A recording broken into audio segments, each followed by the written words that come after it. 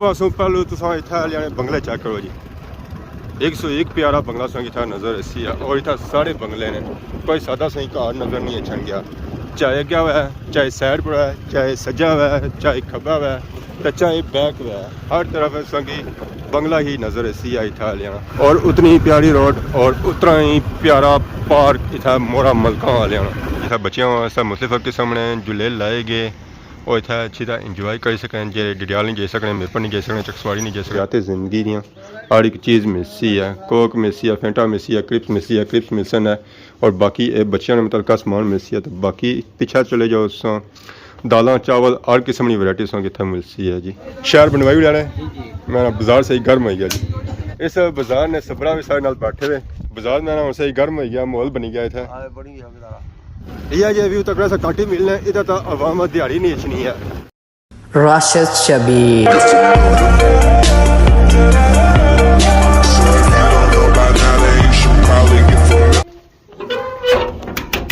अस्सलाम वालेकुम and good morning सारी खिदमत एक और प्राइम न्यू ब्लॉग इंता हाज़र होया उम्मीद करना सो सारे ठीक ठाक हो जिथा भी हो अपनी ज़िंदगी आसान तरीके नाल गुजारने हो गेटू निकलने साथ ही व्लॉग हो गया स्टार्ट टूर हो गया अगे बाड़ियां की तरफ सारा तो असेंगी नज़र आई रही हैं इतना बकरियां और गाइयां जाइयां इतना कड़ी रही चरा क्योंकि हूँ गतावियां वाले दिहाड़े खत्म हो गए हूँ मौसम चेंज हो गया बिल्कुल हूँ धुप्पा भी नहीं बेन होना है बंदा नसना है घर की तरफ दही तो बकरी खुली हुई है ये इतना चरा चरा कड़ी रही हैं लूनी शुनी मोली सी वो खाई रही हैं बाकी बकरी बैठी भी तो आराम करी रही है बाकी जंडी ला सही बैर बहुत ही प्यारे प्यारे नज़र आई रहे दिल तो बड़ा करना इन्हें खाने ना पर रमज़ान है तो ये उन्हें रमज़ान सुबह ही सारे कम इस ने बूटी असें कि इतना नज़र आई है इस तरह सूप पौधा ये चंगा होना है पानी इस सूप बनाया कौन तो इसी कड्ढा कौन इसी हथ तक टिकना कौन है ना उपर टिकना तो ना थल्ले टिकना है थल्ले हथ कुथू जासी है तो उपर बंदा इस तरह हथ कुथा रखसी है इसनी जर बड़ी कम नहीं होनी है मूली नुमा इसनी जर होनी है उस तरह सूप बनाया जाना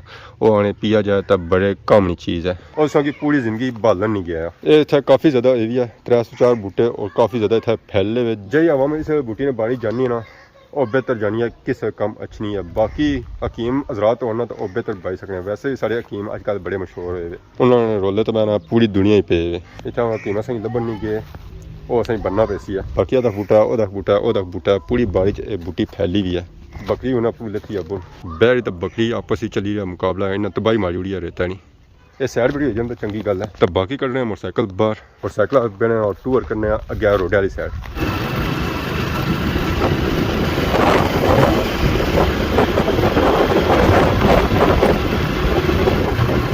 टूर सारा हो गया फातमाबाद वाली रोड है तो जाई रहे असा सरथले सो तो माशाल्लाह अस चेक करो सरथले वाले ने बंगले खूबसूरत सही बंगले नज़र आ रहे सुना उन्होंने ना नवे बंगले भी बन नहीं रहे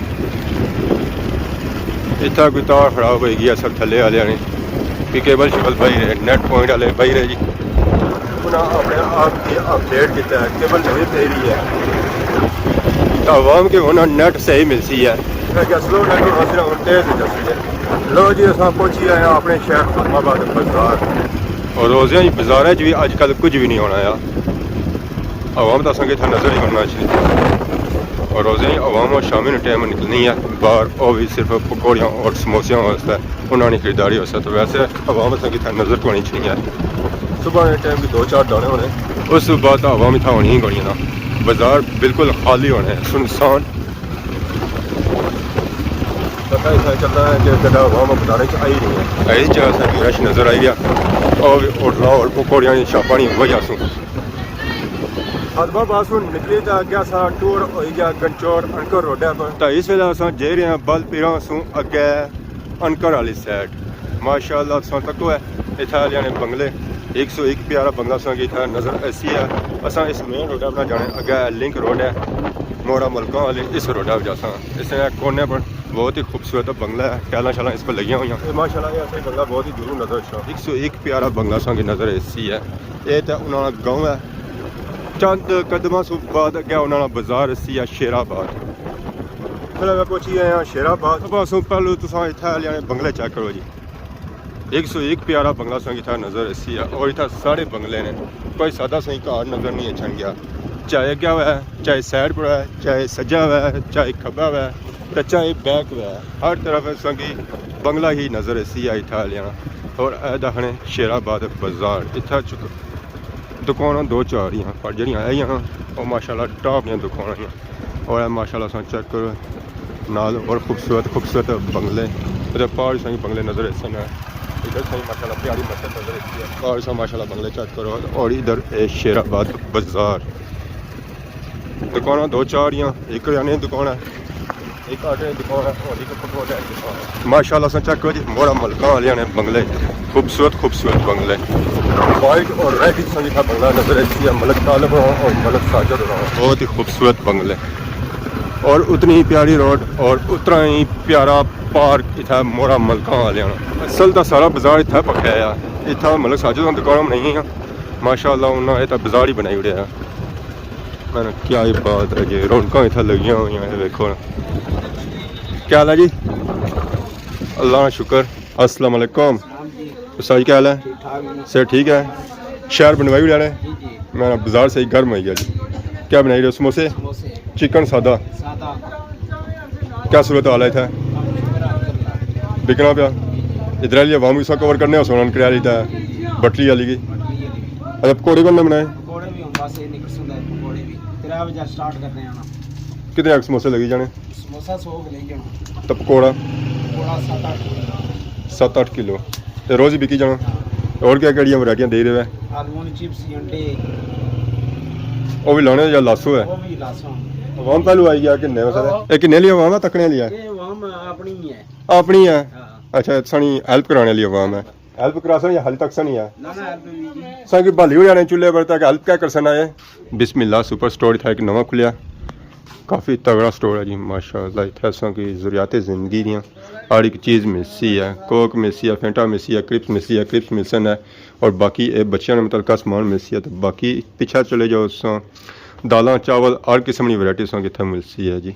आफर वाला बंदा उधर गया इस बाज़ार ने बैक साइड पर माशाल्लाह पार्क भी नज़र आसी है जितना बच्चों वास्ते मुख्तलिफ किस्म ने झूले लाए गए और इतना अच्छी तरह इंजॉय कर सकें। जे डिडियाल नहीं जा सकते मेपर नहीं जा सकते चकसवाड़ी नहीं जा सकते इतना खदमाबाद अच्छा करना इंजॉय इतना जो झूले लाई गए और छोटे बच्चों ने झूले लाई गए बड़िया बच्चों वाले झूले नहीं है। तकरीबन 7-8 साल तक बच्चे इतना इंजॉय कर सकते। इस बाजार ने सबरा भी सारे नाल बैठे हुए। अस्सलाम वालेकुम मलिक जी क्या हाल है? सर ठीक है शुक्र है। बाजार में ना वैसे ही गर्म हो गया माहौल बनी गया था। बाकी सारा अगर टूर हो गया इस रोड अब इधर खादमाबाद इधर बटली इधर अगे अनकर बचाटला और छतरो और बैक साइड पर आया मोड़ा मलका माशाल्लाह व्यू सा चेक करो जी तुम्हारी बहुत ही खूबसूरत व्यू।